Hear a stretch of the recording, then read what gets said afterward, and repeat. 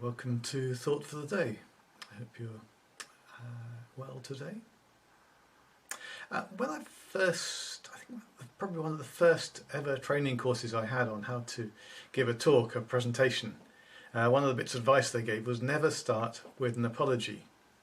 But as most of you may have discovered by now, I'm a bit of a rebel, so I'm going to start today with an apology.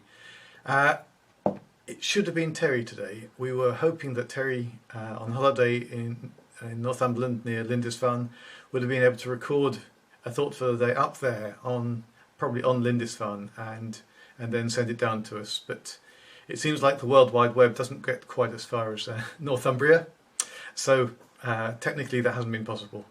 So I'm afraid you've got me again today. But actually, I'm quite glad Terry let me know yesterday that he'd like me to do it, because I'd been wanting to talk a bit about the incident that happened on Monday.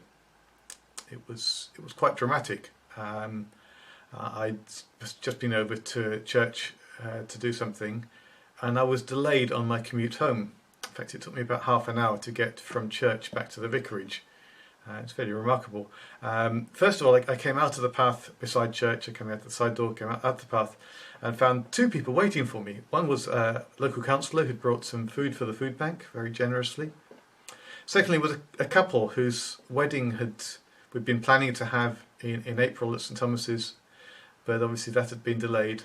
They come back to see if we could now start to think about rearranging it, and it was really good to see them. But while I was talking to them, I heard the sound of sirens. Then there were two ambulances rushing along Griffiths Drive, and then police cars as well. Some coming in from Lindhouse Lane, some coming in along in front of the church from Peacock Avenue, all turning up Griffiths Drive and heading into Bayliss Avenue. I didn't know where they were going beyond that. And then there was an air ambulance. First of all, an air ambulance that came across over the green, heading away towards Coppice Farm, and I was thinking, it's just a coincidence. But as it does, about 30 seconds, a minute later, there was noise behind us, and it came in to land. Came in really quite low over the church, just behind us, and then landed on the green in front. Then there was another one, same thing, roaring noise, kind of noise of the rotors, came in and landed also on the green. Two air ambulances, two land ambulances, at least half a dozen police cars, a couple of them unmarked. And they all seemed remarkably calm and professional, and I was almost wondering if it was a drill. Maybe it wanted to practice what happened in the event of a serious incident, a terrorist incident or something. But then the two land ambulances both left with lights flashing and realised something real had been going on.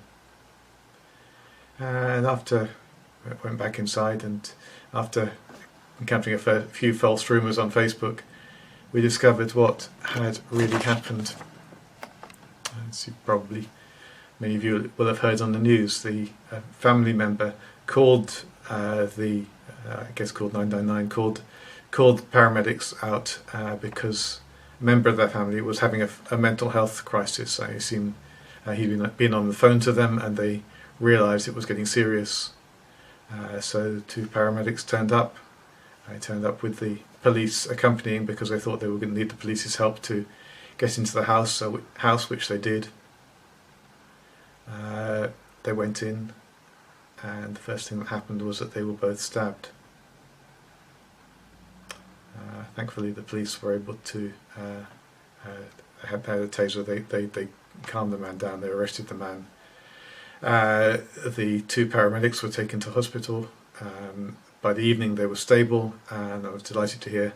Last night, one was well enough to be out of hospital, and we pray that both of them will make a full recovery. But we're grateful for them too, because it seems likely that they saved the gentleman's life.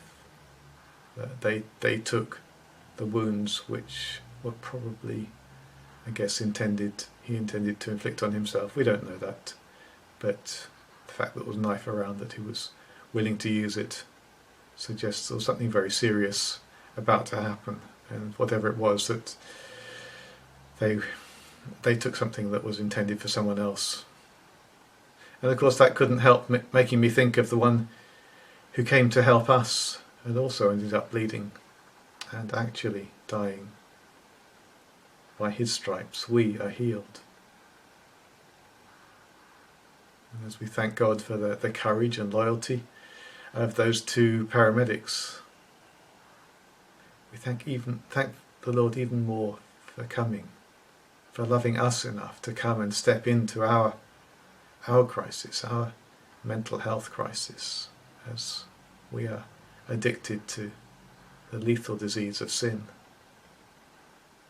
So today, if God breaks into your heart by speaking his loving and sometimes challenging voice, today if you hear his voice, don't harden your heart against him,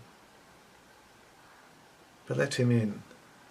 Let him in not just for an emergency intervention to stop you doing that thing that is going to cause harm to yourself or to others. He does do that.